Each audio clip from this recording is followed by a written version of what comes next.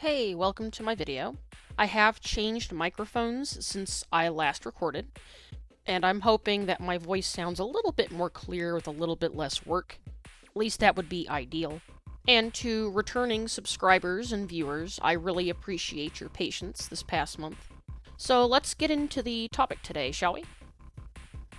I did struggle to pick a background color here, and in the end, it's just because I used all the colors in the palette, no big deal. So I do end up using a gray because it's very neutral and I can see everything as clear as possible. Now I started with the snake, which ended up looking like a worm because it started out pink. Probably not the best decision there.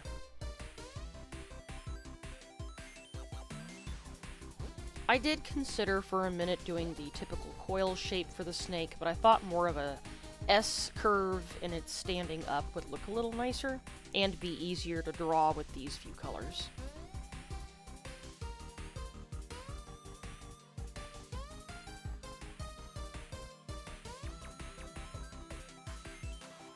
There we go, very worm-like at this point.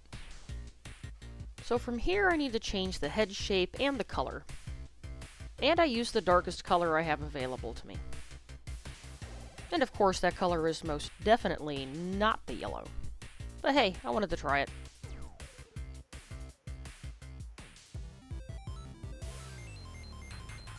Now from here I'm going to try to imply that some of the snake's body is behind it.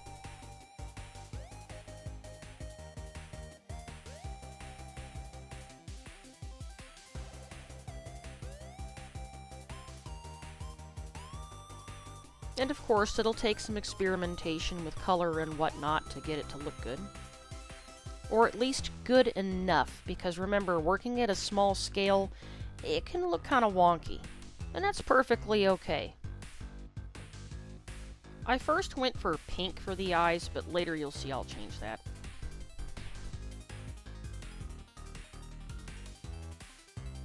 I do widen the head here so the tongue is more centered.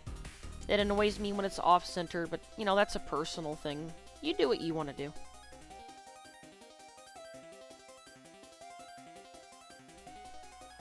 So I'm using my darker colors to show things behind the main body, but also to add a little bit of depth to it, like a shadow. And of course, I keep tweaking the body shape and everything.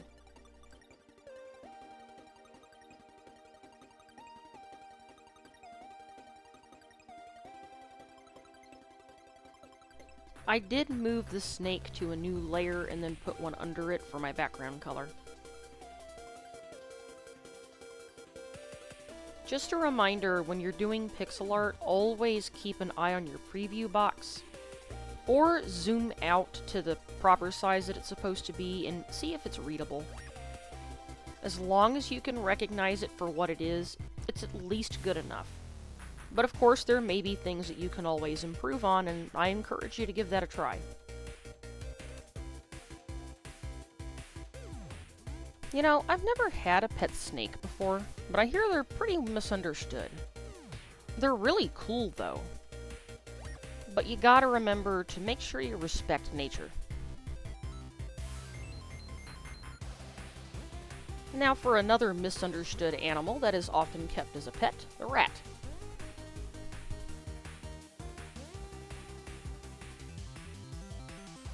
So I chose to use a yellow for the rat, and rats tend to be round and chubby. They're actually often referred to as chaos potatoes.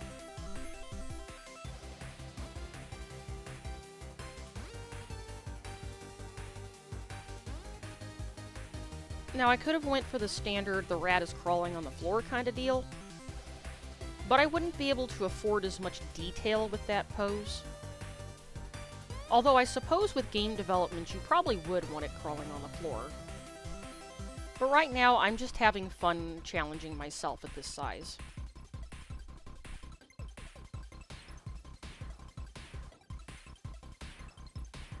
Now here I'm trying to decide how I want to handle the face. The nose I wasn't sure about the position for, but I ultimately decided on something. And I wanted to put a little mouth in there, but I was like, you know what, an implied mouth is good enough here. Now, depending upon how I do the eye, it could be a sleepy rat, it could be a wide awake rat, or it could have a tiny little beady eye, which looks kind of funny, but you know, I kind of like the bigger eye thing, and I do eventually change that later. I also wanted to maybe make it look a little fluffy, but in the end, it really didn't look great, and I wasn't fond of it, so I ended up scrapping it.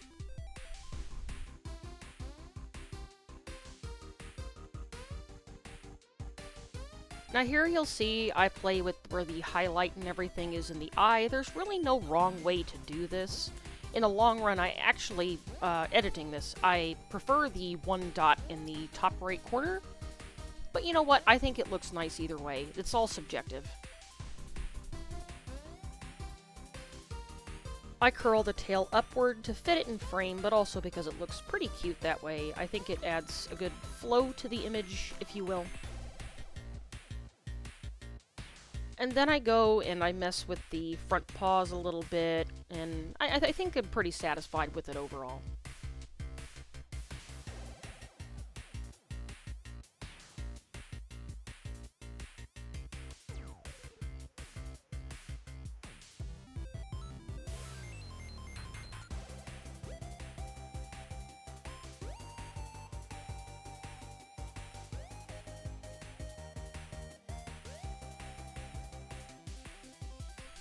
Now, the next animal is oftentimes kept as a pet or just livestock on a farm, you know, for eating purposes, etc. We're going to be looking at the pig. Now, I worried about this one looking too much like a cow due to its facial structure, but in the end, I made sure its head was about as big as, if not a little bit bigger than the body to help differentiate them. You'll see in the future here, the cow has a much smaller head and a bigger body. So speaking of the body, the pig's body is going to be more of an oval shape, and that's what we're going to roll with there, although the face does end up a bit more square, but I think it adds a nice contrast. And speaking of contrast here, or rather value, this highlight, I really don't care for it. I do end up getting rid of it. I wanted to try to use it like a shiny spot on the skin of the pig, because pigs, while they do have hair, it's very, very thin, and I thought it might be nice to have a sheen to it, but I really don't think the yellow did it any favors. Now, I started with the ears here to help me position where the head was going to be. I wanted it facing forward, looking at the viewer. And because of my color options here, I had to get a bit creative with the shadows, which I think made it look really interesting.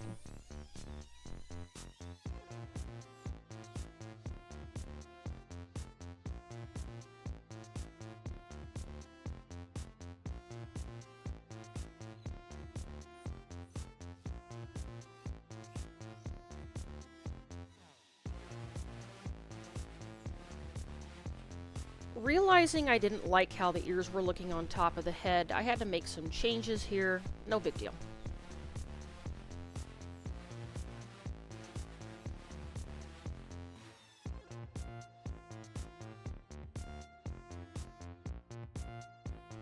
So I ended up going for more of a 3/4 kind of view.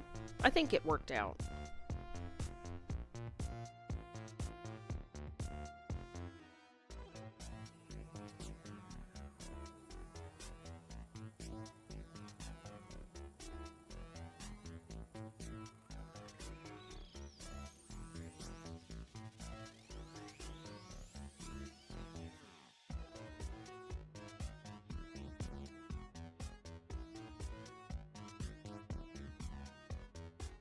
And you'll see here that I'm kind of playing and experimenting with the shadows, trying to figure out how I want to do these things. It's like a puzzle.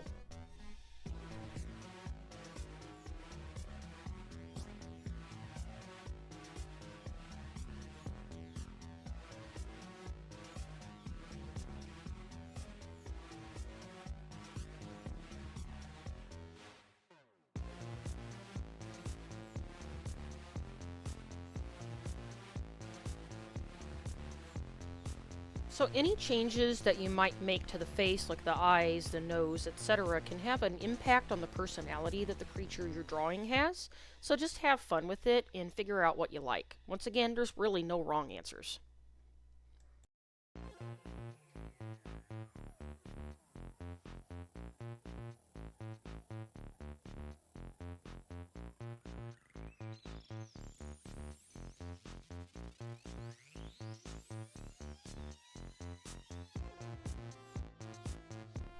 You can see here that I'm trying the highlights again, but ultimately they just didn't work out. I really didn't care for them, but you know, it's personal preference.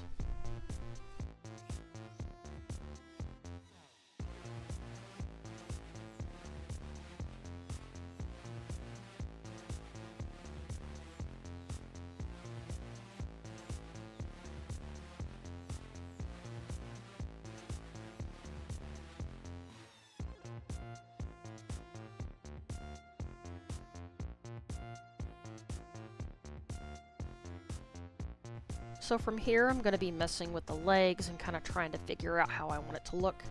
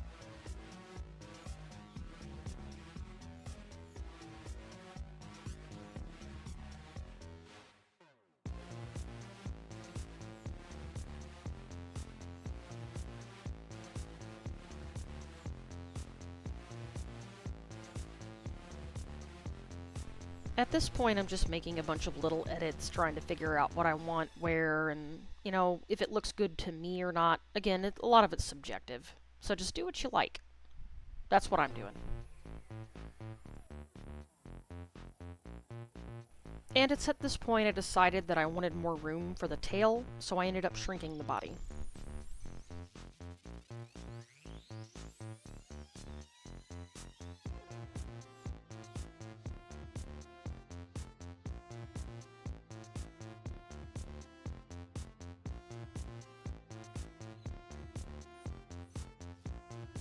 Now I've used a yellow for the cow, and I've focused more on a rectangular shape. The body is much, much bigger than the head on this one.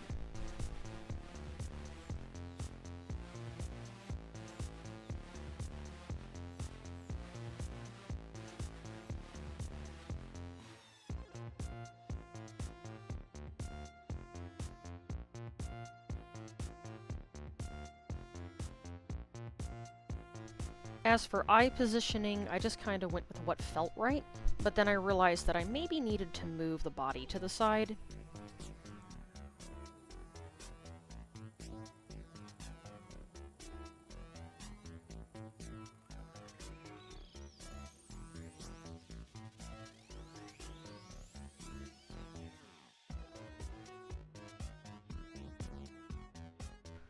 And moving the body allowed for more space for facial features.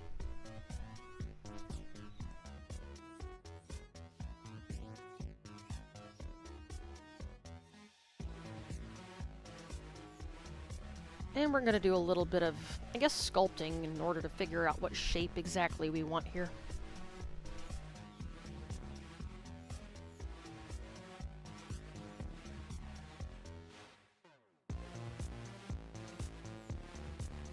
I nearly used the pink for a leg there, but it's like, I need to put an udder on this cow, you know?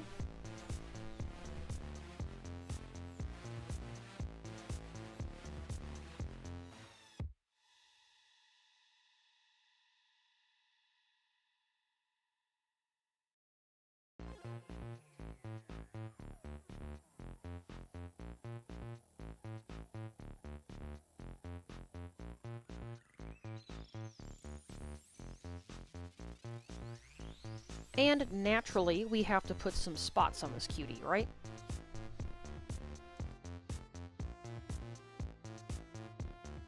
I almost went for the, you know how kids draw cows, they have that round spot on their back. I decided to lean more towards into the square and rectangular shapes there.